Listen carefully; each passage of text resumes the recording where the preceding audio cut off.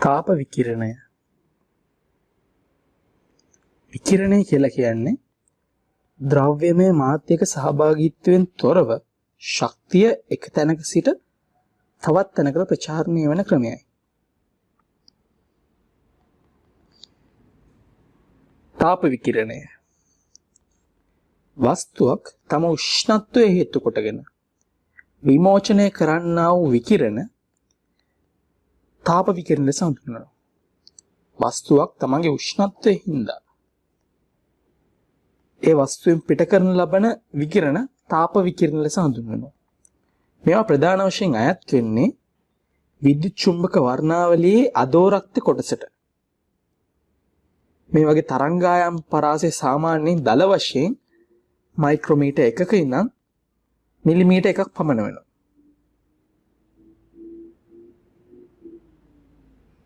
විකිරණයේ ක්ෂමතාවය. විකිරණ ශක්තිය පිටවීමේ ශීඝ්‍රතාවය. හෙවත් ඒක කාලයකදී, ඒ කියන්නේ එක තප්පරයකදී පිටවන විකිරණ ශක්තිය විකිරණයේ ක්ෂමතාව ලෙස හඳුන්වනවා. ඒක කාලයකදී පිටවන විකිරණයේ ශක්තිය විකිරණයේ ක්ෂමතාව ලෙස හඳුන්වනවා. රත් වූ වස්තුවකින් පිටවන තාප විකිරණවල ක්ෂමතාවය සාධක තුනක් මත රඳා පවතිනවා.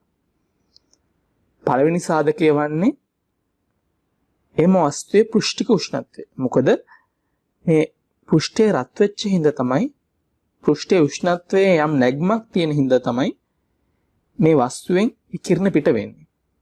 එතකොට රත් වූ වස්තුවකින් පිටවන විකිරණ වල ක්ෂමතාව වස්තුවේ පෘෂ්ඨික උෂ්ණත්වය මත රඳා පවතිනවා.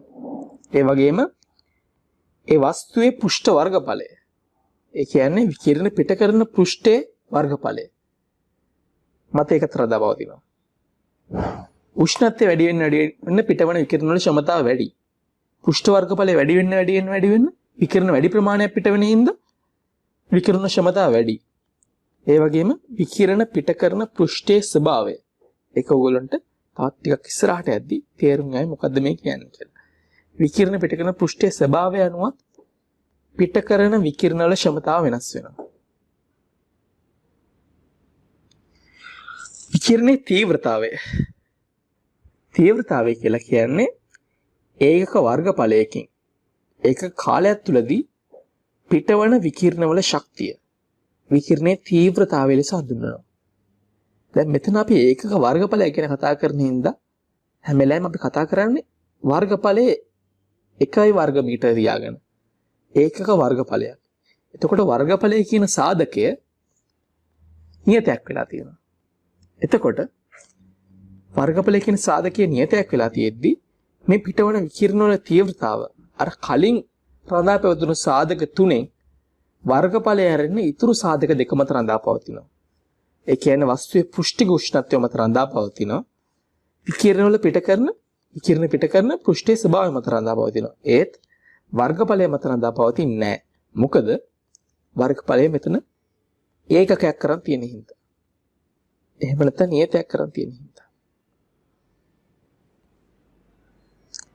ලෙස්ලි ගණකය. මේ ලෙස්ලි ගණකය විකිරණයේ ක්ෂමතාවට විවිධ සාධක බලපාන ආකාරය ආදර්ශනය කරන්න තමයි පාවිච්චි කරන්නේ. මේක තුනී තහඩුවකින් සෑදිච්ච ඝනකාකාර ලෝහ ටැංකියක්. මේක ඉහළ තියෙන සිදුරෙන් උණු ජලය පුරවනවා. එතකොට මේකේ සිරස් මුහුණත් සුදු කළු සුමට ආදී විවිධ ස්වභාවයෙන් පෘෂ්ඨය වෙනස් කර ගන්නත් පුළුවන්. අපිට මේ දාන උෂ්ණත්වය වෙනස් කර ගන්නත් පුළුවන්. උණු ජලය දාන්න පුළුවන්, සීතල ජලය දාන්න පුළුවන්. ඒ ආකාරයෙන් උෂ්ණත්වය වෙනස් කරත් විකිරණ ක්ෂමතාව වෙනස් වෙන්නේ කොහොමද කියලා අපිට අධ්‍යයනය කරන්න පුළුවන්. ඒ වගේම මේ පෘෂ්ඨ ස්වභාවය වෙනස් කරත් විකිරණ ක්ෂමතාව වෙනස් වෙන්නේ කොහොමද කියලා අපිට අධ්‍යයනය කරන්න පුළුවන්. එතකොට වෙනස් ලෙස්ලි ගණක දෙකක් පාවිච්චි කරලා, ඒ කියන්නේ පෘෂ්ඨ වර්ගඵලය අඩු එකකුයි පෘෂ්ඨ වර්ගඵලය වැඩි එකකුයි පාවිච්චි කළා අපිට පෘෂ්ඨ වර්ගඵලය මත ඒක රඳා පවතින ආකාරය ගැන සංසන්දනය කරන්න පුළුවන්.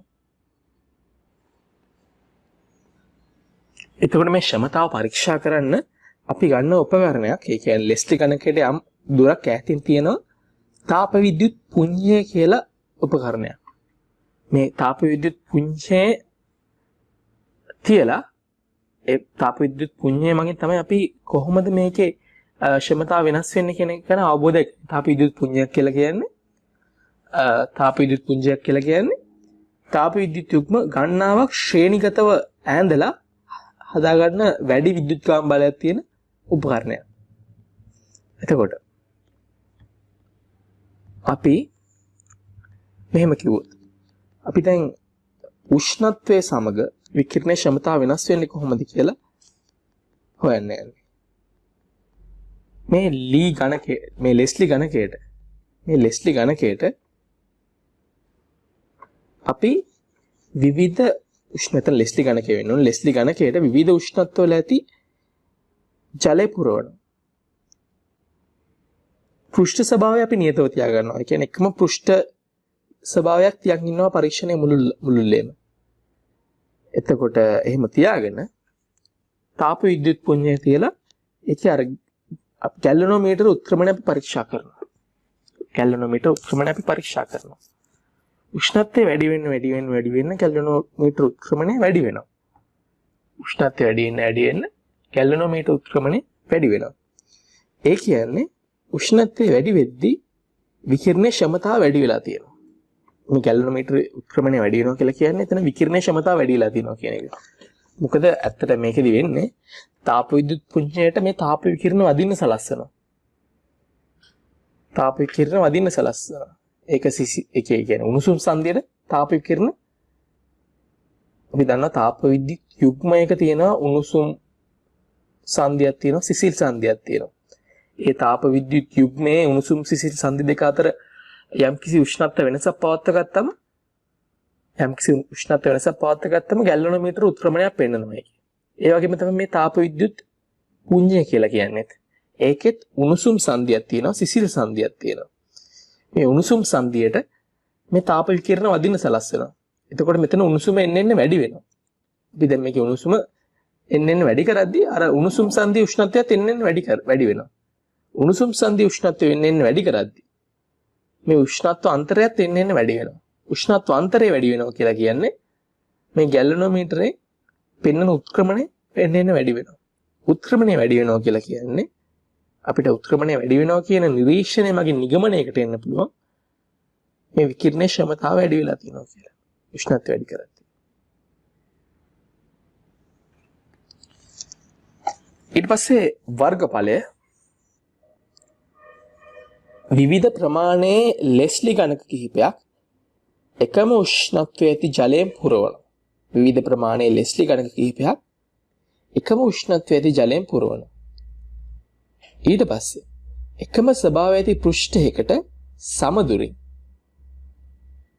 මේ විද්‍යුත් පුංජ තියෙනවා. තාප විද්‍යුත් පුංජ තියෙනවා. එතකොට අපි හිතමු ගණක දෙකක් ගත්තා කියලා. සරලව හිතමු ගණක දෙකක් ගත්තා කියලා. කුඩා ගණකෙකුයි විශාල ගණකෙකුයි. එකම දුරකින් තාප විද්‍යුත් පුංජය තියලා තියෙනවා. එකම උෂ්ණත්වයකට තාලා තියෙනවා. දැන් අපිට ලැබෙන නිරීක්ෂණය තමයි වර්ගඵලයේ වැඩි වෙන ලෙස්ලි ගණකයේ ළඟ තියෙන තාප විද්‍යුත් පුංජයේ ගැලනෝමීටරයෙන් වැඩි උත්ක්‍රමණයක් පෙන්වනවා. වර්ගඵලයේ වැඩි ගණකයේ ළඟින් තියෙන තාප විද්‍යුත් පුංජයෙන් වැඩි ගැලනෝමීටර උත්ක්‍රමණයක් පෙන්වනවා. අරකින් අඩු කියන්නේ වර්ගඵලයේ අඩු එකකින් අඩු ගැලනෝමීටර උත්ක්‍රමණයක් පෙන්වනවා. එහෙම වුණේ මොකද? එන්න වර්ගඵලයේ වැඩි වෙද්දී විකිරණයේ ක්ෂමතාව වැඩි වුණා. විකිරණයේ ක්ෂමතාව වැඩි වෙද්දී ඒ විකිරණ ගිහිල්ලා වැඩිලා අර තාප විද්‍යුත් පුංජයේ උණුසුම් සංදියේ උෂ්ණත්වය වැඩි වෙනවා. උණුසුම් සංදියේ උෂ්ණත්වය වැඩි වෙද්දී උෂ්ණත්ව අන්තරය වැඩි වෙලා ඒ හරහා හට ගන්න විභවාන්තරය වැඩි වෙනවා. වැඩි විද්‍යුත්කාමක බලයක් හට ගන්නවා. ඒ හින්දා ගැලනෝමීටරේ වැඩි උත්ක්‍රමණයක් පෙන්වනවා. එහෙනම් අපි අවසාන නිගමනය වර්ගඵලය වැඩි වෙන විට විකිරණයේ ක්ෂමතාවය වැඩි වෙනවා කියන එක. ඊළඟට පෘෂ්ඨ ස්වභාවය මත කොහොමද විකිරණයේ ක්ෂමතාව වෙනස් වෙන්නේ කියන එක. මේ ලෙස්ලි ගණකේ සිරස් මූණතක් අපි අරගන්නවා. ඒ කියන්නේ පොළවට ලම්බකව තියෙන මූණතක් අරගෙන ඒක එක එක ස්වභාවයෙන් සකසනවා. එක එක ස්වභාව විවිධ ස්වරූපයෙන් සකසා ඒක එකම උෂ්ණත්වයේ තියෙන උණු ජලයෙන් පුරවනවා. ඒ පෘෂ්ඨ වල සමදුරින් තාප විද්‍යුත් පුඤ්ඤ තියෙනවා. තියලා ගැලනෝමීටර උත්ක්‍රමණය පරීක්ෂා කරනවා. එතකොට කළු රළු පෘෂ්ඨවල විකිරණයේ ක්ෂමතාව වැඩි. කළු රළු පෘෂ්ඨවල විකිරණයේ ක්ෂමතාවය වැඩි වෙලා තියෙනවා. සුදු සුමට පෘෂ්ඨවල විකිරණයේ ක්ෂමතාව අඩු වෙලා තියෙනවා. එහෙනම් අපිට ගන්න පුළුවන් ගමනයකට එන්න පුළුවන් කළු රළු පෘෂ්ඨ සාමාන්‍යයෙන් හොඳට විකිරණේ විමෝචනය කරනවා. විකිරණ පිට කරනවා. සුදු සුමට පෘෂ්ඨ එහෙම විකිරණ පිට කරන්න එච්චර කැමැත්තක් නැහැ. ඒගොල්ලෝ අඩුවෙන් තමයි පිට කරන්නේ. එතකොට අපිට කියන්න පුළුවන් කළු රළු පෘෂ්ඨ හොඳ විමෝචක කියලා. හොඳට විකිරණ විමෝචනය කරන අය. හොඳ විමෝචක. ඊට පස්සේ අපි දැනගන්න ඕන කාරණා හොඳ විමෝචක හොඳ අවශෝෂකද වෙනවා කියලා. ඒ කියන්නේ මේ විකිරණ අවශෝෂණය ගැන අපි කතා කරමු. දැන් අපි කතා කරන්නේ විකිරණ පිටවීම ගැන. විකිරණ විමෝචනය ගැන. විකිරණ අවශෝෂණය ගැන අපි කතා කරොත් ඒකත් කළු රළු පෘෂ්ඨවල තමයි වැඩි අවශෝෂණයක් පෙන්වුම් කරන්නේ. සුදු සුමට පෘෂ්ඨ අඩු ප්‍රමාණයක් තමයි අවශෝෂණය කරන්නේ. කෘෂ්ණ වස්තු. කෘෂ්ණ වස්තු. කෘෂ්ණ වස්තු කියන්නේ මොනවද? කෘෂ්ණ වස්තු කියලා කියන්නේ දැන් අපි කතා කරා කලින් අවශෝෂණයක් හා විමෝචනයක් ගැන. අවශෝෂණයක් හා විමෝචනයක් ගැන. කෘෂ්ණ වස්තුවක් කියලා කියන්නේ ඒ කෘෂ්ණ වස්තුවකට පුළුවන් තමා මත පතන වෙන සියලුම තරංගායාම සහිත විකිරණ. කියන්නේ එක එක තරංගායාම සහිත සියලුම විකිරණ ටික එයාට අවශෝෂණය කරන්න පුළුවන්. ඒ වගේම එක එක තරංගායාම සහිත සියලුම විකිරණයට විමෝචනය කරන්නත් පුළුවන්. කියන්නේ තමා මත පතන වෙන සියලුම තරංගායාම සහිත විකිරණ අවශෝෂණය කළ හැකි හෝ සියලුම තරංගායාම සහිත විකිරණ විමෝචනය කළ හැකි වස්තුවක් කෘෂ්ණ වස්තුවක් ලෙස හැඳින්වේ. කෘෂ්ණ වස්තු පරිපූර්ණ අවශෝෂක මෙන්ම පරිපූර්ණ විමෝචකද වේ. පරිපූර්ණ අවශෝෂක කියලා කියන්නේ මොකද? එයා සියලුම තරංගායම සහිත විකිරණ අවශෝෂණය කරනවා. පරිපූර්ණ විමෝචක කියලා කියන්නේ එයා සියලුම තරංගායම සහිත විකිරණ විමෝචනය කරනවා. කෘෂ්ණ වස්තුවක වැදගත්ම ලක්ෂණය වන්නේ ඉන් මුක්ත කරන විකිරණවල තීව්‍රතාවය. ඒ පවතින උෂ්ණත්වය මත පමණක් රඳා පවතිනවා. එයා සියලුම විකිරණ පිට කරන හින්දා එය පිට කරන විකිරණවල තීව්‍රතාවය ඒ පිට කරන විකිරණවල තීව්‍රතාවය ඒ පවතින උෂ්ණත්වය මත පමණයි රඳා පවතිනවා. උෂ්ණත්වය වැඩි වෙනවා නම් විකිරණ වල ක්ෂමතාව වැඩි වුණා. උෂ්ණත්වය අඩු වෙනවා නම් ක්ෂමතාව අඩු වුණා. ඒ උෂ්ණත්වය කියන සාධකයේ මත විතරයි රඳා පවතින්නේ ඒක.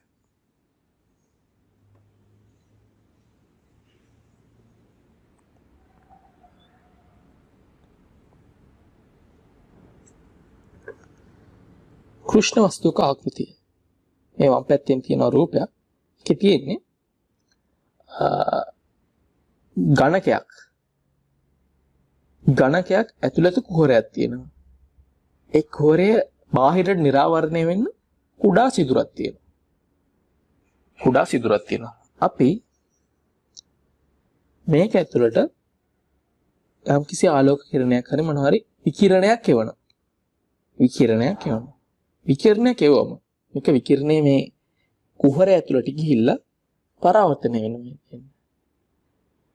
පරාවර්තනය වෙවි ගිහිල්ලා අපි දන්නවා පරාවර්තනය වෙන්න ශක්තිය අඩු වෙනවා කියලා. ඒ විකිරණ ගිහිල්ලා පෘෂ්ඨය ගැටෙද්දි ගැටලා යම් පරාවර්තනයේදී යම් ශක්ති ප්‍රමාණයක් හානි වෙනවා. ඒ විදිහට ගිහිල්ලා පරාවර්තනයේ තමත් විශාල වාර ගණනක් සිදු වෙලා එක වෙලාවකදී මේක සම්පූර්ණයෙන් මුළු ශක්තියම අවශෝෂණය කරනවා. එහෙනම් මම කියවන්නම් මේක ඇතුළත කුහරය සහිත ඝනකයක ඇති කුඩා සිදුරක් කෘෂ්ණ වස්තුව ලෙස ක්‍රියා කරයි. මොකද මේක ඇතුළට එවන කුමන තරංගායම මේක ඇතුළට එවුවත් කුමන තරංගායමය සහිත විකිරණයක් මේ සිදුරෙන් ඇතුල් වුවත් කුහර බිත්තියෙන් නැවතත් පරාවර්තනය වීමේදී මේ ශක්තිය මුළුමනින්ම අවශෝෂණය වෙනවා. මේ නිසා මේ සිදුර සියලු තරංගායම සහිත විකිරණ අවශෝෂණය කරනවා. මේ සිදුර සියලු තරංගායම සහිත විකිරණ අවශෝෂණය කරනවා. අපි මේ ඝනකයේ උෂ්ණත්වය ඉහළ නංවනවා. ඝනකයේ උෂ්ණත්වය ඉහළ නැංගුවම මේකේ මේ කුහරයේ ඇතුළු පෘෂ්ඨයෙන් විකිරණ විමෝචනය වෙන්න ගන්නවා. මේ විමෝචනය වෙන සියලු තරංගායම සහිත විකිරණ වලින් කුහරේ පිරීලා යනවා. ඒත් අර සිදුරෙන් එහෙම කුහරේ පිරලා ගිහිල්ලා අර සිදුරෙන් ඉවතට සියලු තරංගායම සහිත විකිරණ විමෝචනය කරනවා. එහෙනම් අපිට පේනවා පැහැදිලිව මෙන්න මේ සිදුර අපිට ඇතුළ පේන්නේ නැහැ. අපි එළියෙන් බැලුවම මේ සිදුර ඇතුළට යන ආලෝක කිරණ ඔක්කොම ටික අවශෝෂණය කරගන්නවා. සිදුර ඇතුළට ගියොත් තාමත් එන්නේ නැහැ. ඒ වගේම සිදුර ඇතුළේ තියෙන ඔක්කොම ටික එළියට එවනවා. ඇතුළෙන් උත්පාදනය වෙන විකිරණ. එහෙනම් මේ කුඩා සිදුර සියලුම තරංග ආයාම වල විකිරණ අවශෝෂණය කරනවා වගේම සියලුම තරංග ආයාම වල විකිරණ විමෝචනයත් කරනවා. එහෙනම් මෙහිදී කෘෂ්ණ වස්තු විදිහට ක්‍රියා කරන්නේ මේ කුඩා සිදුර. මේ සිදුර තමයි කෘෂ්ණ වස්තු විදිහට ක්‍රියා කරන්නේ. කුහරේවත් ඒ පෘෂ්ඨයේ කිසිදු ඒ කියන්නේ අතුළු පෘෂ්ඨයේ කිසිදු ස්ථානයක්වත් නෙමෙයි. මේ කුහරේ තමයි මේ සිදුර තමයි කෘෂ්ණ වස්තු විදිහට ක්‍රියා කරන්නේ. මෙවැනි සිදුරකින් සිදුවන කෘෂ්ණ වස්තු විකිරණය බොහෝ විට කුහර විකිරණ ලෙස හඳුන්වනවා. බොහෝ විට කුහර විකිරණය කියලා හඳුන්වනවා.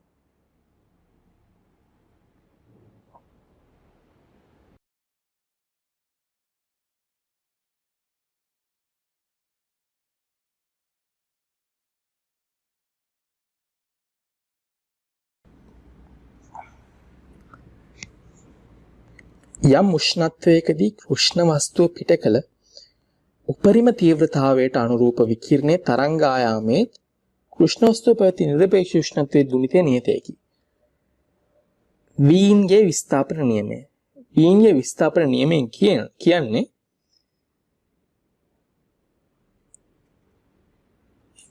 කෘෂ්ණ වස්තුවක් ගත්තම ඒ කෘෂ්ණ වස්තුව යම් කිසි නිශ්චිත උෂ්ණත්වයකදී පිට කරන උපරිම තීව්‍රතාවයට අනුරූප විකිරණය.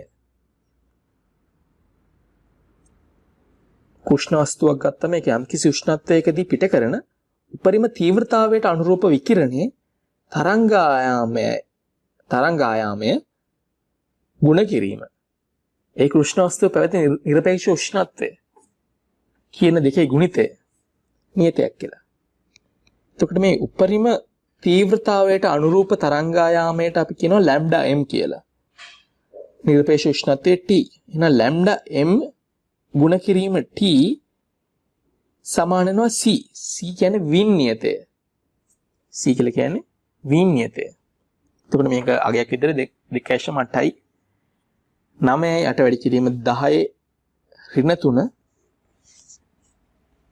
කියලා අගයක් අපිට ලබා දීලා තියෙනවා. මේක මීටර මෙතන මේ තියෙන කෙල්වින්. මේකේ x අක්ෂයට ගන්න තරංග ආයාමය. ඒකට y අක්ෂයට ගන්න ඒකක තරංග ආයාමය තුළ විකිරණ වල තීව්‍රතාවය. ඒකක තරංග ආයාමය තුළ විකිරණ වල තීව්‍රතාවය. එතකොට මේකේ යාට පේනවා අපි මුලින්ම මේකේ T3 උෂ්ණත්වයට අදාළ නැත්නම් අපි T3 උෂ්ණත්වයට අදාළ වක්‍රය ගැන හිතමු. T3 උෂ්ණත්වයට අදාළ උඩින්ම තියෙන ලොකුම වක්‍රය ගැන හිතමු.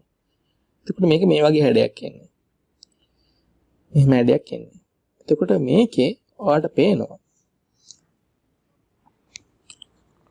පේනවා උපරිම තීව්‍රතාවය. ඒක තරංගායම තුළ විකිරණ වල තීව්‍රතාවයනේ. ඒ උපරිම තීව්‍රතාවයට අදාළ තරංගායමේ තමයි මේ ප්‍රස්ථාරයේ උඩ ඉඳන් x අක්ෂය දක්වා කඩිරි වලින් යා කරලා පෙන්වලා තියෙන්නේ. හරි. අපි දන්නවා වින්නියතෙන් කියනවා උපරිම තීව්‍රතාවයට අදාළ විකිරණ වල තරංගායාමය ගුණ කිරීම නිරපේක්ෂ උෂ්ණත්වය සමාන වෙනවා වින්නියතයට. ඒක නියතයක් කියලා. එහෙනම් අපි හිතමු මෙහෙම. අපි දන්නවා ලැම්ඩා m ගුණ කිරීම t සමානයි නියතයක්. ලැම්ඩා m ගුණ කිරීම t කියලා කියන නියතයක්. අපි tnn අඩු කරොත් මොකද්ද වෙන්නේ? tnn අඩු කරොත් මොකද්ද වෙන්නේ? tnn අඩු කරොත් ලැම්ඩා m nn වැඩි වෙන්න ඕනේ. එතකොට මෙතන මේ පෙන්වලා තියෙන එක T3 හා T2 අපි සංසන්දනය කරලා බලමු. T3 ට වඩා T2 ගේ උෂ්ණත්වය අඩුයි. T3 ට වඩා අඩු උෂ්ණත්වය T2 ට තියෙන්නේ. එතකොට උෂ්ණත්වය අඩු වෙලා උෂ්ණත්වය අඩු වුණාම ලැම්ඩා m වැඩි වෙලා තියෙන්න ඕනේ. එතකොට ඔයාලට පේනවා මේ දෙවෙනි ප්‍රස්ථාරයේ T2 ට අදාළ ප්‍රස්ථාරයේ උපරිම උච්ච අගයේ ඉඳන් x අක්ෂයට කඩිරකින් යා කරලා තියෙනවා. අන්න එතන තමයි ලැම්ඩා m එන්නේ. එතකොට මේ ලැම්ඩා m අර T3 උෂ්ණත්වයේ ලැම්ඩා m ට වඩා වැඩි අගයක් වෙලා තියෙනවා. එතකොට මේක මේ ප්‍රස්ථාරය අඳින්න අපි තේරුම් අරන් ඉන්න ඕනේ. මේ වගේ හැඩයක් එන්නේ. ඒතර මේකෙන් අපිට පේන දේවල් එන්න උෂ්ණත්වය වැඩි කරද්දී උෂ්ණත්වය එන්න වැඩි කරද්දී ලැම්ඩා m එන්න අඩු වෙලා තියෙනවා. උෂ්ණත්වය එන්න වැඩි කරද්දී ලැම්ඩා m එන්න අඩු වෙලා තියෙනවා. ඒක සරලව නිරීක්ෂණය කරන්න පුළුවන් දෙයක්. තව මේ ප්‍රස්ථාරයේ වර්ගඵලයෙන් මේකේ තියෙනවා x අක්ෂයෙන් දෙන්නේ තරංග ආයාමය. y අක්ෂයෙන් දෙන්නේ ඒකක තරංග ආයාමය තුළ විකිරණ වල තීව්‍රතාවය. ඒකක තරංග ආයාමය තුළ විකිරණ වල තීව්‍රතාවය තමයි y අක්ෂයෙන් දෙන්නේ. එතකොට මේකේ වර්ගඵලය නිරූපණය කරන්නේ විකිරණවල මුළු තීව්‍රතාවය. ඒ කියන්නේ xy අක්ෂ වල ගුණිතෙන් එන්න ඕනේ. එතකොට ලැම්ඩා කැපිලා යනවා. එතකොට එන්නේ විකිරණ වල මුළු තීව්‍රතාවය තමයි මේකේ වර්ගඵලයෙන් එන්නේ. ඉහත තීව්‍රතා ව්‍යාප්තිය ලක්ෂණ. තරංගායාමයේ වැඩි වන විට ඒකක තරංගායාමය තුළ විකිරණ වල තීව්‍රතාවය වැඩි වී උපරිමයකට පැමිණ නැවත අඩු වේ. ඔයගොල්ලන්ට පේනවා තරංගායාමය එන්න වැඩි කරද්දී ඒකක තරංගායාමය තුළ විකිරණ වල තීව්‍රතාවය එන්න වැඩි වෙනවා. එන්න වැඩි වෙලා ඔයගොල්ලෝ T3 ප්‍රස්ථාරය දිහා බලන්න එන්න එක වැඩි වෙලා උපරිම අගයකට එනවා. උපරිම තීව්‍රතාවයකට එනවා. ඇවිල්ලා නැවත ක්‍රමයෙන් අඩු වෙලා යනවා.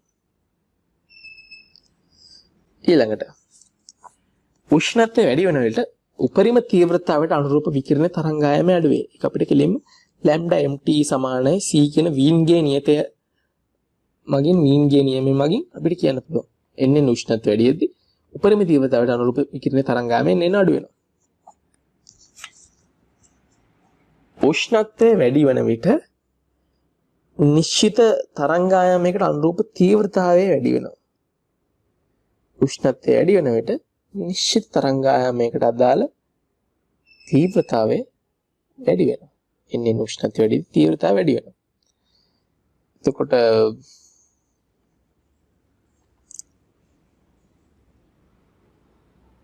අපිට මේක පේනවා මෙතන අපි හිතුවොත්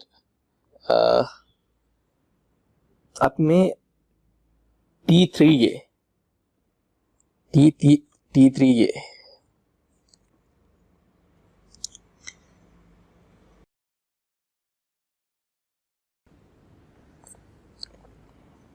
අපිට පේනවා මේ T3 ගෙන් උපරිම තීව්‍රතාවයේ ඉඳන් x අක්ෂය දක්වා එන කඩිර මේ T1 T2 T3 කියන ප්‍රස්ථාර තුනම ඡේදනය කරනවා. යම්කිසි ලක්ෂවලදී ඡේදනය කරනවා. එතකොට අපිට ඒ T3 ගේ ලැම්ඩා m කියන නිශ්චිත තරංගායාමයට අදාළව ඉතුරු ප්‍රස්ථාර දෙකෙත් තීව්‍රතාවයන් දිහා බැලුවොත් ඒ තරංගායාමයට අදාළව ඉතුරු ප්‍රස්ථාර දෙකේ තීව්‍රතාවයන් දිහා බැලුවොත් ඔයගොල්ලන්ට පේනවා උෂ්ණත්වය අඩුම වෙච්ච T1 ගේ තීව්‍රතාවය ගොඩක් අඩුයි. ඊට වඩා චුට්ටක් වැඩි ඒ ලැම්ඩා m ට අදාළව T2 ගේ තීව්‍රතාවය ගොඩාක් වැඩි T3 ගේ තීව්‍රතාවය. එතකොට අපිට පේනවා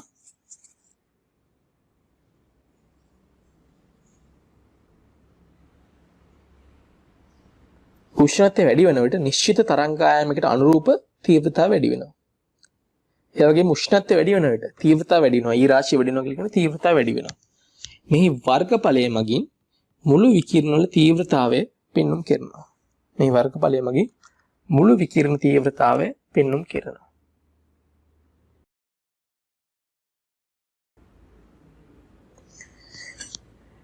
ඊළඟ කොටස ස්ටෙෆාන් බෝල්ට්ස්මාන් නියතය.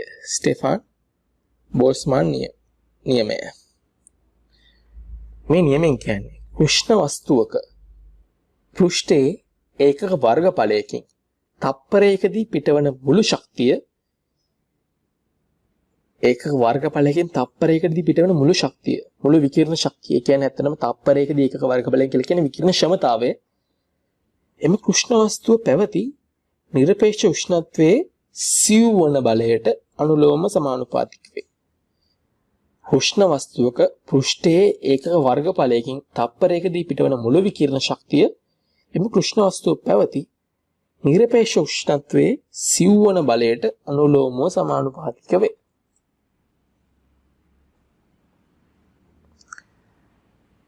එතකොට මේ නියමය විකිරණ විමෝචනය හා අවශෝෂණය කියන කාරණා දෙක යටතේ මම වෙන වෙනම පෙන්ලා දෙනවා. අපි මුලින්ම මේ විකිරණ විමෝචනය කියන එක යටතේ මේක බලමු. ඉස්සෙල්ලා කිව්වේ විකිරණ වල තීව්‍රතාවය උෂ්ණත්වයේ සිවන බලයට අනුලෝම සමානුපාතික වෙනවා කියලා. ඒ කියන්නේ E අනුලෝම සමානුපාතිකයි T වල 4. එතකොට මේක අපි සමාන කරන්නේ මේක වැඩි කරනවා ස්ටෙෆාන් නියතයෙන් අපි වැඩි කරනවා මේක. එතකොට එනවා අපිට සමීකරණයක් E සමානයි සිග්මා T4 කියලා. E සමානයි සිග්මා T4. ඒකට අපි දැනන් ඉන්න ඕනේ සමීකරණයක්. අපි දැනන් ඉන්න ඕනේ සමීකරණයක්.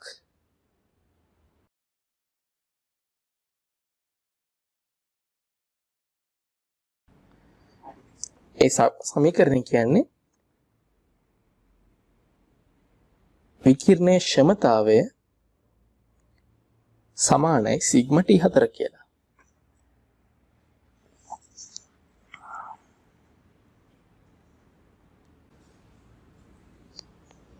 සමාන විකිරණයේ තීව්‍රතාවය සමානයි සිග්මා T4 කියලා. මේ සමීකරණ කියන විකිරණයේ තීව්‍රතාවය සමානයි සිග්මා T4 කියලා.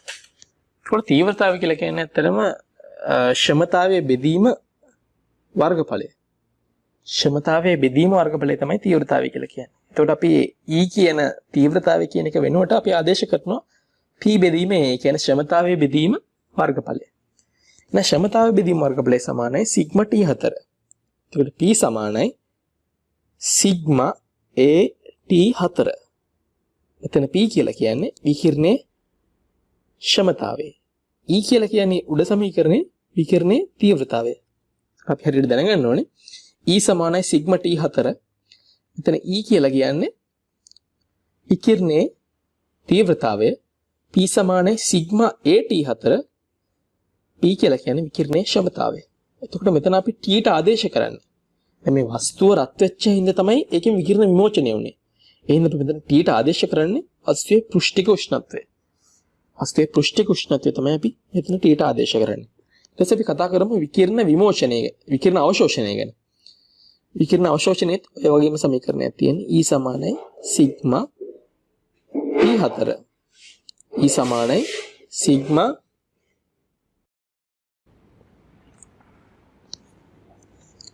E සමානයි සිග්මා T4. E සමානයි සිග්මා A T4. E කියලා කියන්නේ විකිරණ අවශෝෂණය වෙන තීව්‍රතාවය. P කියලා කියන්නේ විකිරණ අවශෝෂණය වෙන ක්ෂමතාවය. එතකොට මෙතනදී අපි T කියලා කියන්නේ මෙතන විකිරණ අවශෝෂණය වෙන්නේ පරිසරයෙන්. පරිසරයෙන් තමයි විකිරණ හටගෙන විකිරණ ඇවිල්ලා අවශෝෂණය වෙන්නේ. එතකොට මෙතන T කියලා එකට ආදේශ කරන්නේ. විකිරණ අවශෝෂණයේදී T කියලා කියන්නේ පරිසර උෂ්ණත්වයට. ඒක හරියට දැනගන්න ඕන කාරණා. විකිරණ විමෝචනයේදී T ට ආදේශ කරන්නේ පෘෂ්ඨික උෂ්ණත්වය. විකිරණ අවශෝෂණයේදී T ට ආදේශ කරන්නේ පරිසර උෂ්ණත්වය. කෘෂ්ණ නොවන වස්තුවක් සඳහා කියන්නේ කෘෂ්ණ වස්තු ගැන අපි තමයි කතා කරේ කලින්. අපි කලින් කතා කරේ කෘෂ්ණ වස්තු ගැන. කෘෂ්ණ වස්තු කියලා කියන්නේ මුළු තරංගායම් පරාසයම අවශෝෂණය හෝ විමෝචනය කරන්න පුළුවන් වස්තු. ඒත් කෘෂ්ණ නොවන වස්තුවක් කියලා කියන්නේ එහෙම කරන්න බෑ. එයාට යම් කිසි ප්‍රමාණයකට විතරයි අවශෝෂණය හෝ විමෝචනය කරන්න පුළුවන්. ඒකට මේ කෘෂ්ණ නොවන වස්තුවක් සඳහා ස්ටෙෆාන් බෝල්ට්ස්මාන් නියමයේදීම තමයි ඊළඟ මාතෘකාව. විකිරණ විමෝචනයේදී කෘෂ්ණ නොවන වස්තුවක් විකිරණ විමෝචනයේදී ඒකෙත් අර ක්ෂමතාවට සම්බන්ධ සමීකරණේ E සමානයි සිග්මා T4 තියෙනවා. ඊට අමතරව සිම්පල් E එකක් තියෙනවා. සිම්පල් E එකක් තියෙන්නේ මේ කෘෂ්ණ වස්තුවකට වඩා අඩුවෙන් විකිරණ විමෝචනය කරන හින්දා. මේ E කියන නියතය කියනවා පුෂ්ටික විමෝචකතාවය කියලා. මේක සාමාන්‍යයෙන් එකට වඩා අඩු වෙන්න ඕනේ. පුෂ්ණ නොවන වස්තුව සඳහා. පුෂ්ණ වස්තුව සඳහා මේක එකයි. ඒකින්ද තමයි ඒක පෙන්වන්නේ නැත්තේ සමීකරණය ඇතුලේ.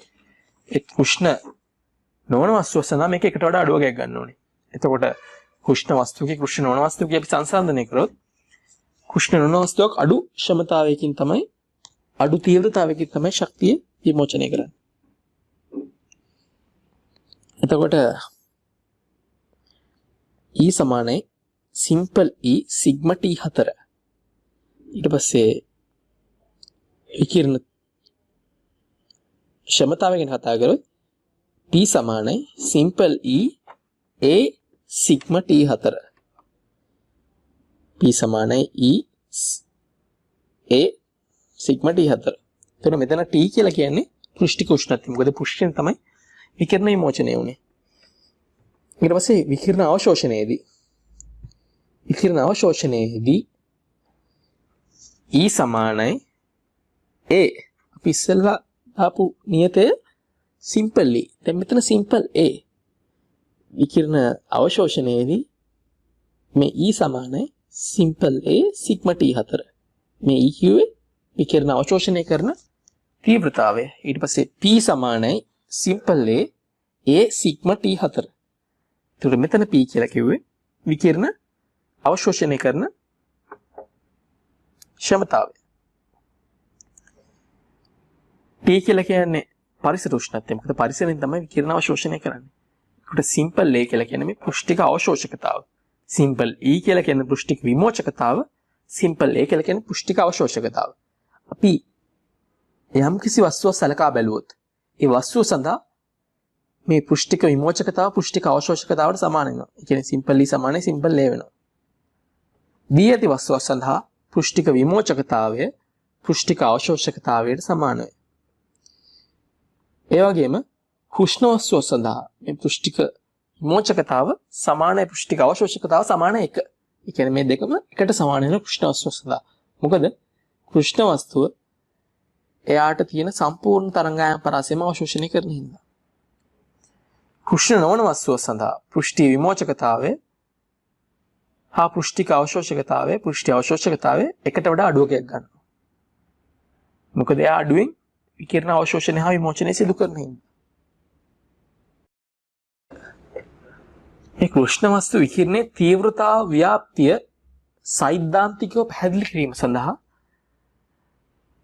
වාදයක් ඉදිරිපත් කරා. වාද දෙකක් ඉදිරිපත් කරා මේ රේලි ජීන් හා පීන්. ඒවා යම් කිසි ප්‍රමාණයකට සාර්ථක වුණත් ඒවා අසාර්ථක වෙච්ච තැන් තිබ්බා. දැන් මේකේ තද කළු පාටින් ඇඳලා තියෙන්නේ සාමාන්‍යයෙන් පරීක්ෂණාත්මකව අපි සොයාගත්ත වක්‍රය. සාමාන්‍ය පරීක්ෂණාත්මකව අපි සොයාගත්ත කෘෂ්ණ වස්තු වර්ණාවලිය. ඒකේ උඩින් ඇඳලා තියෙන කඩේරි උඩින් ඇඳලා තියෙන රේලි ජීන් වාදයට අදාළ එක. පල්ලෙහාන් ඇඳලා තියෙන්නේ වීන් වාදයට අදාළ වීන් හොයාගත්ත වක්‍රය. උඩින් ඇඳලා තියෙන රේලි ජීන් හොයාගත්ත වක්‍රය. යටින් ඇඳලා තියෙන වීන් හොයාගත්ත වක්‍රය. එතකොට ඔයගොල්ලන්ට පේනවා මේ රේලි ජීන් හොයාගත්ත වක්‍රය හිමීට ඇවිල්ලා ගොඩක් ලොකු අපගමනයක් එක්ක ඇවිල්ලා කියන ප්‍රස්ථාර දෙක සම්බාත වෙන්නේ. ඒත් අන්තිම හරියේදී කියන්නේ ගොඩක් වැඩි දිගු තරංගායාම වලදී මේ ප්‍රස්ථාරෙත් එක්ක එකතු වෙලා එක දිගට යනවා. එහෙනම් මේ රේලි ජීන් වාදයෙන් ඉදිරිපත් කරපු ප්‍රස්ථාරේ ගැලපෙන්නේ දිගු තරංගායාම සඳහා පමණයි. ඉතින් වීන් වාදයේ දිහා බැලුවොත් ඔයගොල්ලන්ට පේනවා මේ කෙටි තරංගායාම වලදී ඒක පරීක්ෂණාත්මක වක්‍රයත් එක්කම යනවා. ඊට පස්සේ එන්න තරංගායාමේ වැඩි වෙද්දී එයා අර වක්‍රයෙන් අර ප්‍රස්ථාරයෙන් හිමීට ඈත් වෙනවා. එහෙනම් වීන් වාදය කෙටි තරංගායාම සඳහා පමණක් ගැලපෙනවා. රේලි ජීන් වාදයේ දිගු තරංගායාම සඳහා ගැලපෙනවා. වීන් වාදයේ කෙටි තරංගායාම සඳහා පමණක් ගැලපෙනවා. ප්ලාන්ක් කල්පිතය. ප්ලාන්ක් කල්පිතය. මේ කෘෂ්ණ වස්තු විකිරණයේ තීව්‍රතා ව්‍යාප්තිය පැහැදිලි කරන්න මැක්ස් ප්ලාන්ක් කියන විද්‍යාඥයා ඉදිරිපත් කරපු වාදය තමයි මේ ප්ලාන්ක් කල්පිතය කියලා කියන්නේ. ඒකට මේකේ කාරණා දෙකක් කියනවා. පළවෙනි එක පරමාණුක දෝලකයකට ගන්න පුළුවන්. E සමාන NHF සමීකරණ අදාළ විවිධ ශක්තියගයක් පමණි. ලොකු වචන ගොඩක් තියෙනවා. මුලින්ම මම කියන පරමාණුක දෝලකයක් කියන්නේ මොකක්ද කියලා. සාමාන්‍යයෙන් මේ පදාර්ථයේ හැදිලා තියෙන පරමාණු නිරන්තරයෙන් කම්පන සිදු කරනවා. මේ පදාර්ථයේ හැදිලා තියෙන පරමාණු නිරන්තරයෙන් කම්පන සිදු කරනවා. මේ කම්පන වලට කියනවා පරමාණුක දෝලක කියලා. එතකොට උෂ්ණත්වය එන්නේ වැඩි කරද්දී මේ කම්පන වෙන සංඛ්‍යාතය වැඩි වෙනවා. ඒ කියන්නේ පරමාණුක දෝලක වල සංඛ්‍යාතය ඉහළ යනවා. උෂ්ණත්වය එන්නේ වැඩි වෙද්දී පරමාණුක දෝලක වල සංඛ්‍යාතය ඉහළ යනවා. එතකොට මේ පරමාණුක දෝලක දෝලණය වෙනකොට ඒ වගේ තියෙන ඉලෙක්ට්‍රෝන දැන් මේවා පරමාණු තමයි දෝලණය වෙන්නේ. පරමාණු තමයි උෂ්ණත්වය එළීම යමත් සමග මේ දෝලන සංඛ්‍යාතය වැඩි කරගන්නේ. එහෙනම් මේ පරමාණු වල ඉලෙක්ට්‍රෝන තියෙනවා. මේ පරමාණුක දෝලකවල දෝලණය ඉහළ යන්න ඒ වගේ තියෙන ඉලෙක්ට්‍රෝනත් දෝලණය ලබා දුන්නා. ඉලෙක්ට්‍රෝනත් දෝලණය වෙන්න ගන්නවා. චලනය වෙන ඉලෙක්ට්‍රෝන. එතකොට මේ විද්‍යුත් ආරෝපණ ඉලෙක්ට්‍රෝන දෝලන සිදු කරද්දී ඒ වගේ විද්‍යුත් චුම්බක තරංග මේ විමෝචනය වෙනවා.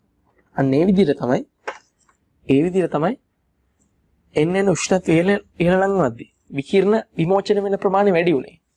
උෂ්ණත්වය ඉහළ නම් වද්දී පරමාණු වේගෙන් දෝලණය වෙනවා. පරමාණු වේගෙන්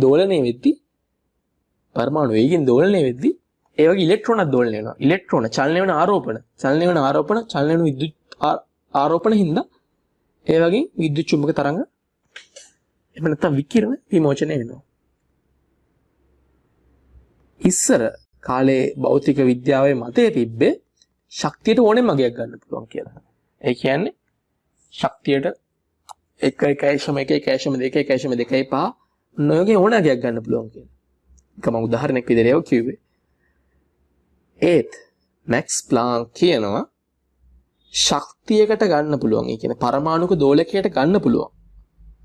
E සමානයි NHF කියන සමීකරණයට අදාළ විවික්ත ශක්තියගයක් පමණයි කියලා.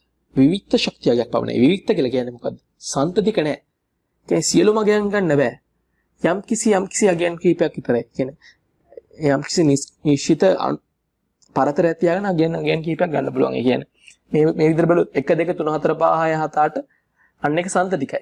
ඒත් 1 3 5 7 එහෙම ගත්තම අතරමැද හිස්තන් තියෙනවනේ ඒක විවික්තයි. එහෙනම් පරමාණුක දෝලකයට ගන්න පුළුවන්. අපි දන්නවා ඇත්තටම අපි ප්‍රකාශ විද්‍යුත් ආචරණයේදී කතා කරා අයින්ස්ටයින් කියනවා මේ ෆෝටෝන එක ශක්තිය HF කියලා. එතකොට ශක්තිය මේ ෆෝටෝන වලින් තමයි යවන්නේ. එහෙනම් ශක්තිය ගන්න පුළුවන් මේ HF කියන එකේ ගුණාකාරයක් විතරයි කියලා. ඒක තමයි මෙතන මැක්ස් ප්ලාන්කුත් කියන්නේ. ඒ කියන්නේ එක ෆෝටෝන එක ශක්තිය එහෙම නැත්නම් එක ශක්ති පැකට් එකක ශක්තිය HF නම් ශක්තියට ගන්න පුළුවන් HF ගේ ගුණාකාරය විතරයි. මේ ගුණාකාරය තමයි n වලින් පෙන්නලා තියෙන්නේ. ඒකට ක්වොන්ටම් අංකය කියලාත්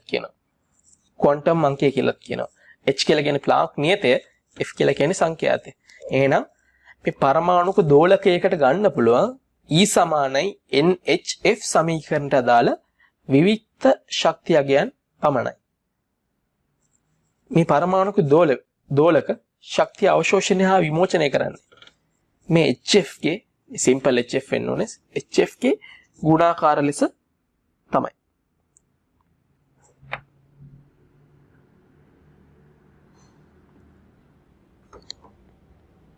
ඊළඟට මෙතන මේ ශක්ති මට්ටම් වල සටහනක් පෙන්නලා තියෙන්නේ මේකේ.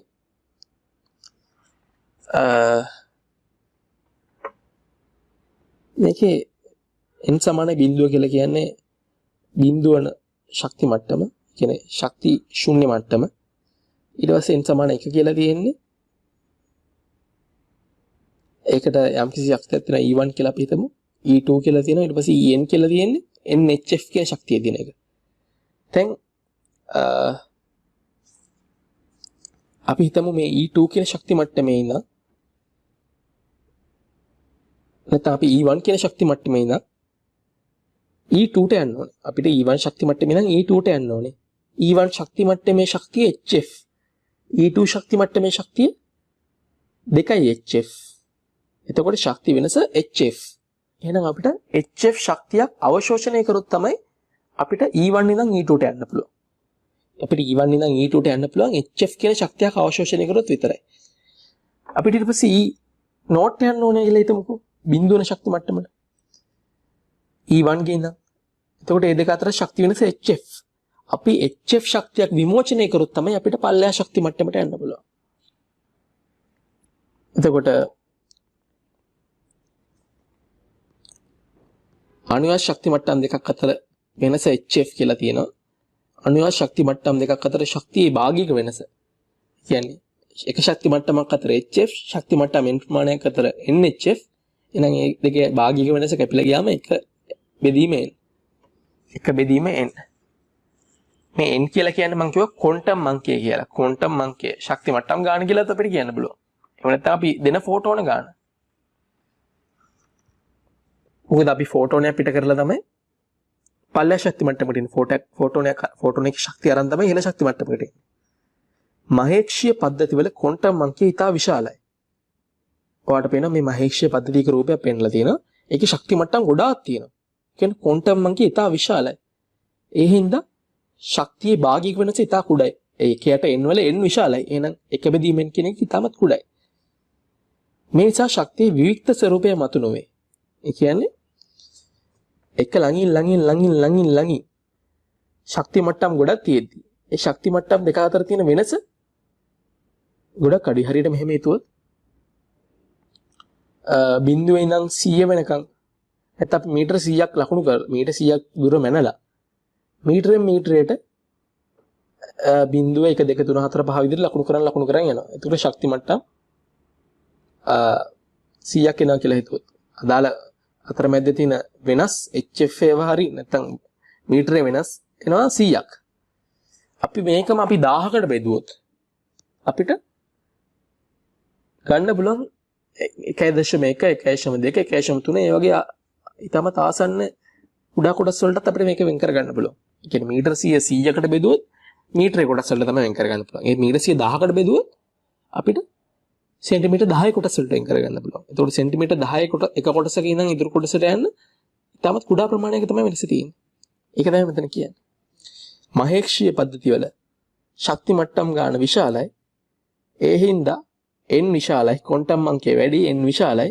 ඒ හින්දා මේ ශක්තිය අණුවත මට්ටම් දෙකක් අතර ශක්තියේ භාගික වෙනස ඊටමත් කුඩයි. මේ නිසා ශක්තියේ විවික්ත ස්වරූපය ඉස්මතු වෙන්නේ එන්න ළඟින් තියෙන. මේ ශක්ති මට්ටම් අපි ලකුණු කරොත් ශක්තිය නිකන් අපිට කියන්න පුළුවන් බිඳුව 0.1 0.2 0.3 0.4 විදියට. ඒත් අන්වීක්ෂීය පද්ධති වල ශක්ති මට්ටම් ගන්න අඩුයි. ඒ හින්දා මේ භාගික වෙනස සැලකිය යුතු වගේක් ගන්නවා. ඒකේ අපිට බිඳුව 1 2 3 4 ඒ කියන්නේ මේ දෙකේ පරතරය යම්කිසි සැලකිය යුතු ප්‍රමාණයක් තියෙනවා. එහින් එක පැහැදිලිව පේනවා එක විවික්තයි කියලා. ඒ කියන්නේ සම්තතික නැහැ කියලා. ඒක ගලා යාමක් නැහැ කියලා. කියන්නේ බිඳුව ඉඳන් එකට පයින්නේ. ඒ අතරමැද ගන්න බෑ. එකේ ඉඳන් දෙකට පයින්නේ. දෙකේ ඉඳන් තුනට පයින්නේ. ඒත් මහේක්ෂීය පද්ධතියක බිඳුව ඉඳන් 0.1ට පයින්න පුළුවන්. 0.2ට පයින්න පුළුවන්. 0.3ට පයින්න පුළුවන් මේ විදිහට. ක්වොන්ටම් භෞතික විද්‍යාවේ නිර්මාතෘවරයා මැක්ස් ප්ලාන්ක් එතකොට මේ ස්කන්ධය ආරෝපණ ආදියද විවික්ත ස්වභාවයක් ගන්නවා. මොකද ආරෝපණ සාමාන්‍යයෙන් ඉලෙක්ට්‍රෝනික ආරෝපණයේ ගුණිතයක් විදිහට තමයි දෙන්නේ. ස්කන්ධයත් අපි හැදලා තියෙන පරමාණු වලින්. එතකොට මේ පරමාණුවකට අඩු ස්කන්ධයක් ගන්න බෑ අපිට. නැත්තම් අය අපේ තනුම් මේකේ අඩුම ස්කන්ධ කොටසට වඩා අඩු ස්කන්ධයක් අපිට ගන්න බෑ.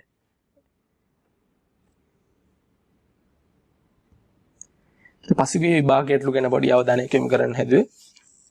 මේ 2002 තියෙන ප්‍රශ්නයක්. 2002 තියෙන ප්‍රශ්නයක්. මේක කියලා දෙනවා වැඩි උෂ්ණත්වයකදී. උෂ්ණත්වය වැඩි කරද්දී අපි දන්නවා ලැම්ඩා m වැඩි කිරීම t සමානයි c. ලැම්ඩා t වැඩි කරද්දී ලැම්ඩා m අඩු වෙනවා. එහෙනම් a කියන වාක්‍යය හරි. ඊට පස්සේ b තීව්‍රතාවය වැඩි වේ. තීව්‍රතාවයට මොකද්ද වෙන්නේ? අපි දන්නවා උෂ්ණත්වය එන්න වැඩි කරන්න තීව්‍රතාවයත් වැඩි වෙනවා. එතකොට බීත් හරි. විමෝචනය වන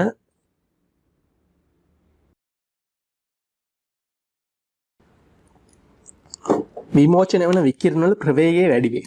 අපි දන්නවා c සමාන f ලැම්ඩාට අනුව ලැම්ඩා දැන් මෙතන ලැම්ඩා m අඩු වෙනවා. ලැම්ඩා අඩු වෙනවා කියලා අපි ගත්තොත් සමස්තයක් විදිහට c ත් අඩු වෙනවා. එහෙනම් විමෝචනය වන විකිරණ ප්‍රවේගය අඩු වීමක් සිදු වෙන්නේ. අපිට පස්සේ 2016 ප්‍රශ්නයක් ගැන කතා කරමු. එක්තරා පුද්ගලයෙකු ශරීර උෂ්ණත්වය සෙල්සියස් 35 වන විට ශරීරයේ නිකුත් වන විකිරණයේ උච්ච තරංගායාමය ඇතිවන්නේ 9.4 මයික්‍රෝමීටර් වලදී. එතකොට මෙතනදී මෙතරත් ලැම්ඩා m t සමානයි c මුලින් ලැම්ඩා m කියලා 9.4යි. ඒකට අදාළ t කියලා කියන්නේ ඇත්තටම 35/273. ඒ නිරපේක්ෂ උෂ්ණත්වය වෙන්නේ බෑ. 308යි. එහෙනම් 9.4 වැඩි කිරීම 308 සමාන වෙන්න ඕනේ. මොකද ඒක නියතයක් ඉඳලා අලුත් ලැම්ඩා m කියලා දාමු අපි කෙලින්ම. ලැම්ඩා m වැඩි කිරීම දැන් උෂ්ණත්වය. දැන් ඒක 312යි. එහෙනම් ලැම්ඩා m කියලා කියන්නේ 9.4 වැඩි කිරීම 308 බෙදීම 312. ඒතර අපි කපලා දැම්මොත් මේක අපිට 77යි 78යි විදිහට කපන්න පුළුවන්. 4ෙන් බෙදුවොත් උඩයි යටයි දෙකම. එතකොට 9.4 වැඩි කිරීම 77 බෙදීම 78 පිළිතුර වෙන්නේ 3. එතකොට මේ පාඩමේ සිද්ධාන්ත කතා කරලා ඉවරයි. ඒ වගේම පසුගිය විභාග ප්‍රශ්න දෙකකුත් කතා කරා. මම හිතනවා මේක උදව්වක් වෙන්නේ නැති කියලා ඔයගොල්ලන්ට.